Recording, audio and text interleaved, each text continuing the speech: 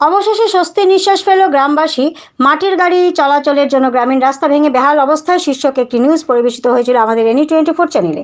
সুসংবাদ হলো, নিউজটি প্রকাশিত হওয়ার পরদিন থেকেই মাটির গাড়ি চলাচল আপাতত বন্ধ হয়ে যায়। গ্রামবাসীরা এতে খুবই খুশি, কিন্তু কথা হচ্ছে আপাতত মাটির গাড়ি চলাচল বন্ধ হলেও ভবিষ্যতেও মাটির গাড়ি চলাচল বন্ধ থাকবে কিনা তার কোনো গ্যারান্টি নেই। তাই আজ অর্থাৎ মঙ্গলবার কাছাড়ের বন বিভাগ ও পূর্ত বিভাগকে একটি স্মারকপত্র প্রদান করা হয় গ্রামবাসীদের পক্ষ থেকে, যাতে আগামী দিনেও এই মাটির গাড়ি চলাচল করতে পারে না ধলাই বিধানসভা কেন্দ্রের বোধন চৌহান রোডে। উল্লেখ্য, বেশ কয়েক মাস ধরে মাটির গাড়ি চলাচলের জন্য স্থানে স্থানে ভেঙে যায় রাস্তাটি। স্থানীয়রা বাধা দিলেও, লোকাল থানা ও বন বিভাগকে লিখিত অভিযোগ দিলেও কোনো কাজ হচ্ছিল না। বুক ফুলিয়ে সকাল থেকে রাত 9টা পর্যন্ত মাটির গাড়ি চলাচল করতে থাকে। মাত্র 2 বছরের পুরনো রাস্তা, যে রাস্তাটি মেহেরপুর থেকে কাটাখাল পর্যন্ত যোগাযোগের একমাত্র রাস্তা।